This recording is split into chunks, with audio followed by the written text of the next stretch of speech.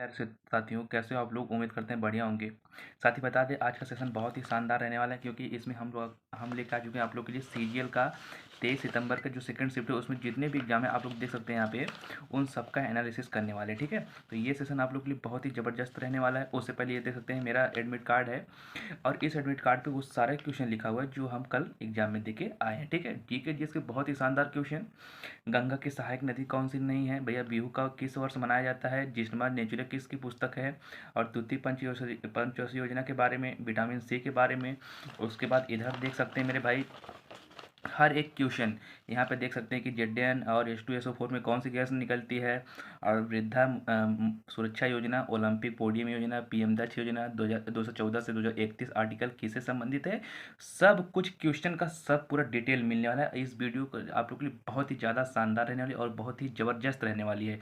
ठीक है, तो उम्मीद करते हैं आप लोग के लिए ये जो सेशन रहेगा उसमें आपको करना क्या मेरे भाई, बस प्यार से सेशन को शेयर करना है, और इस सेशन में जितने भी क्वेश्चन हैं उसको एकदम आनंदित होकर पढ़ना है। ठीक है, तो आइए स्टार्ट कर लेते हैं। उससे पहले इतना क्वेश्चन बनाने में आप लोग के लिए साथ ही हम बता दें कि जैसे हम एग्जाम में बैठे, उसमें आपको कोई भी क्वेश्चन नोट करने नहीं देगा। बहुत ही मुश्किलों के बावजूद ये नोट करके हम क्वेश्चन लाएँ, ताकि जो है आपको बता सके कि क्वेश्चन का लेवल कहाँ से पूछा जा रहा है, और इसकी पूछने की जो है कैपेसिटी, मतलब इसमें आगे और क्या बन सकता है। ठीक है, तो इसके लिए बस आपको करना क्या है मेरे प्यारे साथियों, एक बार वीडियो को लाइक करेगा, और वीडियो पसंद आए दोस्तों तो वीडियो को शेयर करिएगा। ठीक है, और चैनल पर पहली बार जुड़े हैं तो चैनल को सब्सक्राइब कर लेगा।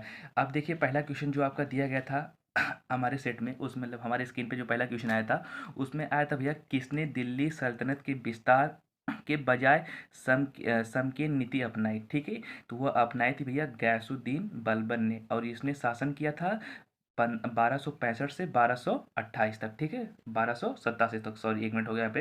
ये गयासुद्दीन बलबन ने 1265 से 1287 तक शासन किया था, और इसने क्या किया था भैया, विस्तार के बजाय समकीय नीति अपनाई थी। ठीक है, और दिल्ली से अनदर क्वेश्चन कौन सा बन सकता है, तो आइए उसके बारे में भी डिस्कस कर लेते हैं। तो मेरे भाई जिसे देखिए यहाँ पर, इसका एनालिसिस में आज दिल्ली से और क्वेश्चन बन सकते हैं कि दिल्ली के किस सुल्तान ने बाजार नीति की शुरुआत की। तो वो बाजार नीति की जो शुरुआत की थी भैया, अलाउद्दीन खिलजी ने। इसने कब तक का शासन किया था, तो इसने किया था 1296 ईस्वी से 1316 तक। और इसमें इंपॉर्टेंट क्या है उसको नोट करेंगे मेरे प्यारे मित्रों। देखेंगे, दीवान ए रियासत मंत्री के अधीन बाजार नियंत्रण विभाग की स्थापना, यानी इसके शासनकाल में क्या हुआ था, बाजार नियंत्रण विभाग की स्थापना की गई थी। मोस्ट इंपॉर्टेंट फैक्ट जो है इससे रहने वाला है, आप लोग के लेके आ चुके हैं। और मेरा आपसे यही निवेदन रहेगा कि ऐसी जो है एनालिसिस आपको कहीं और देखने को नहीं मिलेगी। हर एक क्वेश्चन से कितने क्वेश्चन बन सकते हैं उसका सब एनालिसिस लेके आ चुके हैं। टोटल 25 में से 25 क्वेश्चन आपको करवाएंगे, बस आपको अच्छे से इसको नोट करके रखना है। ठीक है, और जिनका एग्जाम है वो बिल्कुल अच्छे से पढ़ लेंगे, और जिनका आगे एग्जाम आने वाला है SSC GD SSC MTS, इसमें भी ये क्वेश्चन आ सकते हैं, तो इसलिए इसको अच्छे से कवर करेगा और क्वेश्चन के लेवल को समझिएगा। ठीक है, अब भैया ये दिया गया है कि ये पहला शासक था जिसने धर्म को राजनीति से अलग कर दिया। अब पूछ सकता है किस शासक ने धर्म को राजनीति से अलग किया, तो वो था कौन था भैया, अलाउद्दीन खिलजी ने। ठीक है, अस्थाई सेना रखने वाला पहला सुल्तान था, इसको भी आप याद करेंगे। फिर इसके नीचे देखेंगे, मोस्ट इंपॉर्टेंट जो है, इसने दाग और चेहरा प्रणाली की शुरुआत की। किसकी प्रणाली की शुरुआत की भैया, दाग और चेहरा प्रणाली। अब दाग कहेंगे, कुछ लोग को पता नहीं होगा दाग क्या होता है। अगर पूछ दे भैया कि दिल्ली के किस सल्तनत ने दाग की शुरुआत की, अब आप लोग को पता नहीं होगा दाग क्या होगा। दाग जो होता है भैया, घोड़े की एक ब्रांडिंग की जाती है जिसको हम बोलते हैं दाग। और जो चेहरा होता है, चेहरा क्या होता है भैया, सैनिकों की वर्णनात्मक भूमिका होती है। ठीक है, ये होती है चेहरा, और ये होता है आपका दाग। इसके बारे में आपको अच्छे से समझ में आ गया होगा। ठीक है, आइए ज़्यादा समय आपका ना लेते हुए अगला क्वेश्चन इसमें और देख लेते हैं क्या पूछ सकता है आपका। इसमें आपका पूछ सकता है कि फिरोज के समय जजिया अलग बन गया। ठीक है, यानी ये नोट है कि किसके समय जजिया अलग बन गया था, तो ये फिरोज के समय जजिया अलग बन गया था ना। और इसमें एक चीज़ और देखेंगे कि सिकंदर लोदी ने खेतों को मापने के लिए 32 अंकों के गज ए सिकंदरी को लागू किया। ठीक है, पूछ सकता है कि यहाँ से कि 32 अंकों की गज ए सिकंदरी किसने लागू किया था, तो वो किया था भैया सिकंदर लोदी ने। ठीक है, और एक चीज़ और दोस्तों, अगर आपको क्वेश्चन अच्छा लगे ना, एक बार इस सेशन को शेयर करिएगा ज़्यादा से ज़्यादा, क्योंकि जो बच्चे MTS GD या किसी भी एग्जाम की तैयारी करें उनके लिए क्वेश्चन बहुत ही ज़्यादा इंपॉर्टेंट रहने वाला है। ठीक है, तो आइए इसके पीछे आप लोग देख सकते हैं मेरे भाई, जितना भी क्वेश्चन लिया गया सबका देख सकते हैं निचोड़ बिल्कुल निकाल के लाए हैं आप लोग के लिए, और इसमें थोड़ी मेहनत लगी है, और उस मेहनत के लिए दोस्त वीडियो को लाइक करेगा और ज़्यादा से ज़्यादा वीडियो को शेयर करिएगा। ठीक है, यहाँ पे पूछा गया था मेरे भाई, ओलंपिक पोडियम योजना किस खेल से संबंधित है, ठीक है। तो मेरे भाई ये योजना जो टेबल टेनिस संबंधित है, और इसकी शुरुआत कहाँ की गई थी, तो इसकी शुरुआत भैया ये युवा मामले में खेल मंत्रालय का एक प्रमुख कार्यक्रम है, यानी खेल मंत्रालय के द्वारा चालू की गई थी, जो भारत के शीर्ष एथलीटों को सहायता प्रदान करता है ताकि वे 2020 और 24 में ओलंपिक में पदक जीत सकें, ठीक है। यानी भैया ओलंपिक पोडियम योजना क्या है, ये खेल मंत्रालय के द्वारा चालू की गई थी, जो हमारे शीर्ष के एथलीट हैं वो क्या करें भैया 2024 और 2020 में आपका पदक जीत के ला सके, ठीक है। ये हो गया आपका दूसरा क्वेश्चन। अब तीसरा देख लेते हैं आपका। यहाँ पे क्या बनता है मेरे भाई, भारत ने ओडीआई में कितने पदक जीते, तो मेरे भाई भारत ने ओडीआई में 2 पदक जीते, ठीक है। कितने पदक जीते मेरे भाई, अब तक भारत ने सॉरी कप है भैया, भारत ने ओडीआई में कितने कप जीते हैं, तो वो जीते भैया आपके 2 कप। एक बार 1983 में कपिल देव की कप्तानी में वेस्ट इंडीज को हरा के जीता था भैया भारत ने, और एक बार 2011 में धोनी की कप्तानी में श्रीलंका को हरा के जीता था, ठीक है। और यहाँ पे देख लेते हैं, ये आंकड़े हैं आपके ओडीआई मैच के 11 अप्रैल 2024 तक। 11 अप्रैल 2024 तक अब तक भारत ने 1055 मैच खेले हैं, ठीक है, जिसमें उसने भैया 559 मैच जीते हैं, 443 मैच क्या हुआ है भैया हारे हैं, और 44 जो है कोई परिणाम 44 का नहीं निकला है, और 9 जो है भैया वो टाई रहे हैं, ठीक है। 9 टाई है, 44 का कोई परिणाम नहीं निकला है, 443 हारे हैं और 559 जीते हैं, 1055 मैच टोटल खेले हैं, ठीक है। ये हुए ओडीआई के, ठीक है। और आप लोग कमेंट करके बताएंगे कि इस बार T20 वर्ल्ड कप 2024 किसने जीता है, ठीक है। अब भैया नीचे देख लेते हैं आप लोग के लिए योजनाओं के बारे में, क्योंकि इस सेशन में जो हमारा एग्जाम था भैया तेज का सेकंड शिफ्ट, उसमें क्या था मेरे भाई कि योजनाओं के बारे में 3 से 4 क्वेश्चन, इसलिए योजनाएं आपसे बहुत ज़्यादा इंपॉर्टेंट है। तो जो योजनाएं शुरू की गई हैं 2023-24 में उसको एक बार अच्छे से कवर करिएगा। कुछ बच्चे क्या सोचते हैं ना मेरे भाई कि 2022 का करंट अफेयर 2023 का नहीं पूछेगा, लेकिन हमारे जो तेज तेज का सेकेंड शिफ्ट हुआ है उसमें 2022 से आपका 2 क्वेश्चन था, ठीक है। अब लोग सब सोचते हैं कि 2022 पढ़ने से कोई फालतू मतलब नहीं है, तो इसलिए मतलब है मेरे साथी, जो उसमें मोस्ट इंपॉर्टेंट घटनाएं हुई हैं उसको आप लोग अच्छे से कवर करेंगे, ठीक है। तो आइए जान लेते हैं भैया पीएम दक्ष योजना के बारे में। ये योजना होती क्या है, तो पीएम दक्ष योजना जो है आपकी, ये योजना केंद्रीय क्षेत्र के द्वारा चालू की जाती है। इस योजना में मानदंड किया है 18 से 45 वर्ष रखा गया है, ठीक है।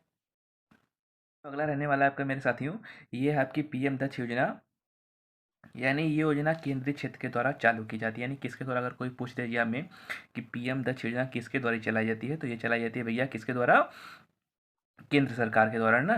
तो इस योजना का जो मानदंड आयु होती है 18 से 45 वर्ष रखा गया है। याद रखेंगे इसको, जो मोस्ट इंपॉर्टेंट की है आप लोग के लिए।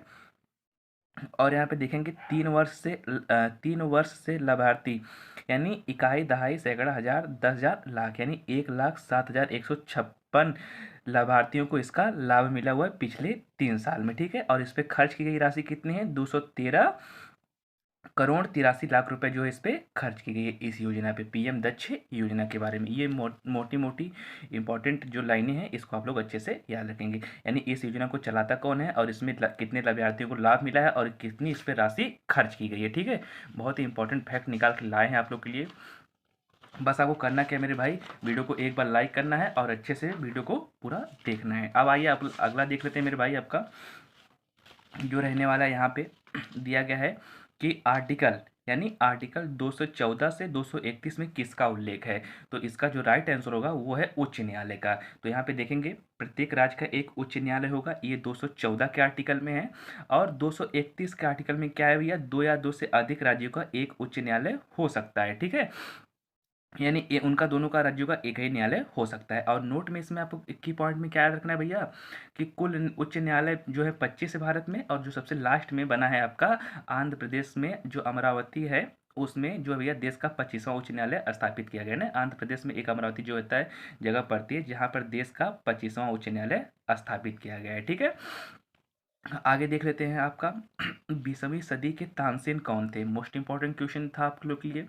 तो भैया 20वीं सदी के जो तानसेन थे वो थे भैया गुलाम अली खान। कौन थे मेरे भाई, गुलाम अली खान, जिनको हम 20वीं सदी के तानसेन के रूप में जानते हैं, ठीक है। एक बात और बता दें, इसमें आपको क्या करना है कि ये जो थे ठुमरी गायनों के लिए बहुत ही प्रसिद्ध थे, ठीक है, जो पटियाला घराने से आते थे, ठीक है। और इसमें एक और इम्पोर्टेंट याद रखना है लाइन आपको कि 1962 में संगीत अकादमी पुरस्कार और पद्म भूषण से सम्मानित भी थे, ठीक है।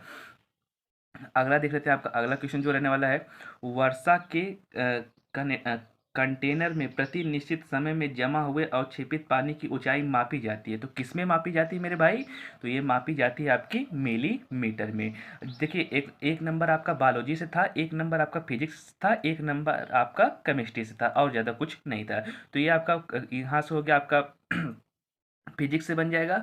और ये आपका जो है केमिस्ट्री से रहने वाला है कि जिंक सल्फ्यूरिक अम्ल से क्रिया करने पर कौन सी गैस देता है। तो जिंक जब जो होता है जेडीएन जो होता है H2SO4 से क्रिया करता है तो मेरे साथियों, तो बनाता है जिंक सल्फेट और प्लस हाइड्रोजन गैस। तो कौन सी गैस मुक्त होती है? तो आप लोग कहेंगे सर हाइड्रोजन गैस। तो ये हुआ आपका अगला क्वेश्चन। अब आइए देख लेते हैं अगला आपका जो दिया गया है मेरे भाई। यहाँ पे हर एक क्वेश्चन को कवर किया गया है और हर बिल्कुल अच्छे से। तो ये आप लोग का जो एनालिसिस है ना, वो बहुत ही शानदार और जबरदस्त रहने वाला है। तो इसको बिल्कुल अच्छे से पढ़िएगा और अच्छे से इसके क्वेश्चन को नोट करिएगा, ठीक है। जैसे कि आपका दिया गया है कि खरीफ की फसल नहीं है, कौन सी खरीफ की फसल नहीं थी, ऐसा एक क्वेश्चन बना था। तो सबसे पहले हम जानेंगे कि खरीफ की फसल कौन सी है और रबी की फसल कौन सी है, ठीक है। प्यारे साथियों, रबी की फसल जो होती है सबसे पहले उसको जान लेते हैं। ये अक्टूबर से नवंबर माह में बोई जाती हैं और मार्च से अप्रैल माह में काटी जाती हैं, ठीक है। जैसे एग्जाम्पल के लिए हो गए गेहूँ, जौ, चना, सरसों, मटर, आलू, ठीक है। और खरीफ की फसल में भैया जून से जुलाई में बोई जाती हैं, अक्टूबर से नवंबर में ये काटी जाती हैं। एग्जाम्पल है आपके चावल, ज्वार, बाजरा, मक्का, तिल और मूंगफली, ठीक है। और जायद की जो फसलें होती हैं मार्च अप्रैल में बोई जाती हैं, जून जुलाई में काटी जाती हैं, जैसे तरबूज, और खरबूज, ककड़ी, खीरा, ठीक है। ये था आपके एक खरीफ की फसल से, ठीक है। अब देखो भैया, दोबारा अगर कोई क्वेश्चन बनेगा तो आप लोग बिल्कुल उससे अच्छे से कर ले जाएंगे, इसलिए एकदम उसका निचोड़ लेके आ चुके हैं। बस इसके लिए आपको क्या करना है मेरे प्यारे मित्रों, ये वीडियो को लाइक करना है और चैनल पर पहली बार जुड़े हैं तो चैनल को सब्सक्राइब करना है, ठीक है। अब देखिए भैया, इसमें दिया गया है कि बिहू किस माह में मनाया जाता है। तो बिहू भैया सबसे पहले उसको जान लेते हैं। बिहू जो है असम का होता है, ये आप लोग को पता होगा। असम में 3 प्रकार के बिहू होते हैं, एक बोहाग बिहू होता है, एक माघ बिहू होता है, एक काटी बिहू होता है। आप लोग इसको शायद पहली बार सुन रहे होंगे, लेकिन बिल्कुल ध्यान सुनेगा कि असम में 3 प्रकार के बिहू, एक बोहाग बिहू होता है, एक माघ बिहू, एक काटी बिहू। बोहाग बिहू अप्रैल के मध्य मनाया जाता है और माघ बिहू जनवरी के मध्य और काटी बिहू अक्टूबर के मध्य। जो बिहू आपके एग्जाम में पूछेगा वो आप लोग उसको कर देंगे, लेकिन हम लोग के एग्जाम में बस पूछा गया था कि बिहू किस माह में मनाया जाता है। अब देखो भैया, बिहू 3 प्रकार के हैं। आयोग इसका प्रश्न जो मतलब इसका आंसर जो मानेगा वही इसका आंसर हो सकता है, क्योंकि विकल्प में नवंबर दिया था, अप्रैल दिया था, अक्टूबर, जनवरी सब कुछ दिए थे। तो जो आयोग मानेगा उसका वही आंसर सही होगा, ठीक है। आइए क्वेश्चन नंबर आपका अगला देख लेते हैं। ये देखिए, जो बता रहे थे आपका कि 2022 से आपका करंट अफेयर बनना था कि 2022 में भारत के अटॉर्नी जनरल कौन थे। तो भैया 2022 में भारत के अटॉर्नी जनरल थे आर वेंकट रमणी, ठीक है। कौन थे भैया? 2022 में भारत के अटॉर्नी जनरल थे आर वेंकट रमणी, ठीक है। और पूछा गया था कि 2022 में भारत के सीईए कौन थे। सीईए का फुल फॉर्म केंद्रीय विद्युत प्राधिकरण होता है, और इसके जो सीए थे वो से श्री घनश्याम प्रसाद जी। इसको अच्छे से याद करेंगे। यानी 2022 में अटॉर्नी जनरल कौन थे भैया? आर वेंकट रमणी। और 2022 में भारत के सीईए कौन थे? तो वो थे भैया आपके श्री घनश्याम प्रसाद जी, ठीक है। इसको आप लोग अच्छे से कवर करेंगे, ठीक है। तो आइए आपका अगला देख लेते हैं। ये वाले में जैसे योजना के बारे में हमने बताया, योजना से आपका बार बार हर परीक्षा में इंपॉर्टेंट क्वेश्चन बन रहा है। यहाँ पे दिया गया था आपका कि वृद्धा पेंशन योजना। तो वृद्धा पेंशन योजना के बारे में क्या है, कुछ तथ्य जान लेते हैं। ये सी योजना केंद्र और राज्य सरकार की तरफ से चलाई जाती है, यानी जो यह योजना होती है केंद्र और राज्य सरकार दोनों आपस में मिल के चलाती है। इसमें केंद्र सरकार 200 से तथा राज्य सरकार 1300 रुपये देती है, तथा यह 60 वर्ष से 80 वर्ष की आयु के लोगों को दी जाती है। वृद्धा योजना पेंशन योजना में ये मोस्ट इंपॉर्टेंट चीज़ें हैं, यानी ये केंद्र और राज्य सरकार के द्वारा चलाई जाती है। इसमें जो होता है केंद्र सरकार 200 रुपये और राज्य सरकार 1300 रुपये देती है, और ये योजना 60 से 80 वर्ष तक की आयु के लोगों को दी जाती है, ठीक है। अब अगला क्वेश्चन आपका देख लेते हैं मेरे भाई। अगला आपका रहने वाला है कि गंगा की सहायक नदी नहीं है, ऐसा पूछा गया था। तो उसमें विकल्प में दिया गया था लोहाती। लोहाती जो है गंगा की सहायक नदी नहीं है। वो किसकी सहायक नदी है भैया? ब्रह्मपुत्र की सहायक नदी है, ठीक है। और इसमें गंगा की प्रमुख सहायक नदी आपके एग्जाम में बन सकता है यमुना, रामगंगा, करनाली, ताप्ती, गंडक और कोसी। एक चीज़ और इसमें याद रखेंगे कि गंगा नदी जो होती है भारत के सबसे बड़ा सुंदरवन डेल्टा का निर्माण करती है। ये सबसे पवित्र नदी है, इसकी लंबाई 25 होती है, ठीक है। अब देखिए, बायोलॉजी का क्वेश्चन जो बना था भैया आपके लिए, ये बना था कि सिस्टेमा नेचुरे का प्रकाशन किसने और कब किया। तो सिस्टेमा नेचुरे का प्रकाशन जो था भैया कार्ल लिनियस ने किया था, और नीदरलैंड में 1700 35 में, ठीक है। मोस्ट इंपॉर्टेंट क्वेश्चन, हर एक क्वेश्चन 25 में से 25 आपका एनालिसिस लेके आ चुके हैं, बस आपको इनको अच्छे से पढ़ना है और अच्छे से उसको कवर करना है, ठीक है। अगला क्वेश्चन देख लें, यहाँ पे लिया गया है कि विटामिन सी को किस नाम से जाना जाता है। तो विटामिन सी को भैया हम क्या कहते हैं, भैया आप लोग को पता होगा, विटामिन सी को एस्कॉर्बिक एसिड के नाम से जानते थे। और सी पूछा गया तो आपको एग्जाम में और कुछ बन सकता है, जैसे ए को क्या बोलते हैं, ए को भैया हम कहते हैं रेटिनाल, ठीक है। बी को कहते हैं थायमिन, और सी को तो हमने बता दिया एस्कॉर्बिक एसिड। डी को बोलते हैं कैल्सीफेराल, ई को बोलते हैं टोकोफेराल, और के को बोलते हैं फाइलोक्यूनोन। तो हुए विटामिन और उनके अन्य नाम, ठीक है। बिल्कुल अच्छे से इसको कवर करेंगे। अब अगला क्वेश्चन देख लेते हैं, आपका अगला क्वेश्चन क्या रहने वाला था मेरे भाई, उसको देख लेते हैं। यहाँ पे आपका अगला क्वेश्चन दिया गया था कि 1929 में ब्रिटिश से पूर्ण स्वतंत्रता की मांग के समय भारतीय कांग्रेस के अध्यक्ष कौन थे, ठीक है। तो जब भारत को 1929 में पूर्ण स्वतंत्रता की मांग की गई थी, उसमें भारतीय राष्ट्रीय कांग्रेस के अध्यक्ष कौन थे, तो वो थे भैया आपके पंडित जवाहरलाल नेहरू जी, ठीक है। और अगला क्वेश्चन आपका था कि द्वितीय पंचवर्षीय योजना के बारे में। तो द्वितीय पंचवर्षीय योजना के बारे में क्या था भैया, उसको जान लेते हैं। इसका मुख्य केंद्र था औद्योगिक उत्पादों को घरेलू कारणों करना था, ठीक है। करना यहाँ पे लिख लेंगे आप लोग, करना था, ठीक है। यानी इसका मुख्य उद्देश्य क्या था, औद्योगिक उत्पादों को घरेलू कारण करना था तथा सार्वजनिक क्षेत्र में वृद्धि करना है। यानी द्वितीय पंचवर्षीय योजना का क्या था भैया कि सार्वजनिक क्षेत्रों की वृद्धि की जाए। और ये योजना जो थी भैया महलनोबिस योजना पर आधारित थी। अब क्या पता कि हमारे एग्जाम में द्वितीय पंचवर्षीय योजना बनी है, आप में तृतीय बन जाए, पंचम बन जाए, चतुर्थ बन जाए, कोई भी बन सकता है। तो इसलिए पंचवर्षीय योजना के बारे में आप लोग बिल्कुल अच्छे से कवर करेंगे, ठीक है। और एक चीज़ और बता दें मेरे प्यारे साथियों, बहुत मुश्किलों से ये पेपर आपका मिला है, यानी हर एक क्वेश्चन आपका जो 25 में से 25 है, बहुत मुश्किलों के बाद ये मिला है। क्योंकि कहाँ वहाँ पे जो है एग्जाम में आप कंप्यूटर पे आपके लिए इतना समय नहीं रहेगा कि आप लोग इसको नोट करें, लेकिन हमने एग्जाम भी दिया और आपका समय निकाल के बिल्कुल अच्छे से इसको नोट भी किया। तो इसलिए ये जो सेशन है ना आपके लिए बहुत ही शानदार और ज़बरदस्त रहने वाला है। बस आपको बिल्कुल अच्छे से पढ़ना है, और इसके आधार पे आप लोग अपना जो आगे का एग्जाम है एसएससी जीडी एमटीएस और चाहे कोई भी हो उससे संबंधित, आप लोग एक क्वेश्चन को अच्छे से कवर करेंगे, ठीक है। तो भैया अगला क्वेश्चन जो दिया था कि लेबर पार्टी का गठन, तो उसमें देखो लेबर पार्टी में दो प्रकार की लेबर पार्टी होती हैं। एक स्वतंत्र लेबर पार्टी जिसका गठन भारत में किया गया था और बी आर अम्बेडकर ने 1936 में किया था, और एक हैरिट हरमन सांसद ने यूके में किया था 1900 में। तो उसमें बस पूछा था लेबर पार्टी का गठन किसने किया था भैया, तो उसमें ये आपका भारत वाला जो आंसर विकल्प दिया गया था, तो वो थे आपके भीमराव अम्बेडकर जी, जिन्होंने 1936 में लेबर पार्टी का गठन किया। वो लेबर नहीं, वो बिल्कुल स्वतंत्र लेबर पार्टी थी, ठीक है। बस अगर लेबर पार्टी आ गई तो लेबर पार्टी का जो गठन किया था हैरियट हरमन सांसद ने यूके में 1900 में किया था, ठीक है। अगला दिया गया था आपका कभी भैया कि बताइए कि कुचिपुड़ी नृत्य शैली से संबंधित नहीं है, यानी सॉरी संबंधित है, कौन सी कुचिपुड़ी नृत्य शैली से संबंधित है, तो उसको जान लेते हैं।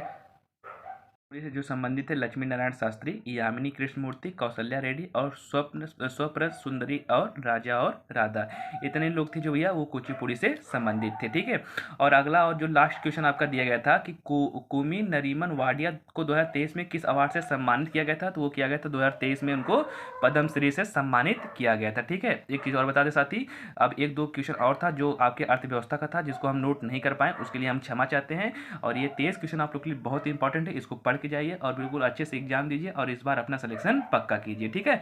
मिलते हैं नेक्स्ट वीडियो में एक और मज़ेदार वीडियो के साथ, तब तक के लिए पढ़ते रहिए और बिल्कुल अच्छे से अपना इस बार सिलेक्शन पक्का कर लीजिए। और एक चीज़ और, अगर वीडियो आप लोग को पसंद आए हो तो वीडियो को लाइक करिएगा और ज़्यादा से ज़्यादा इसको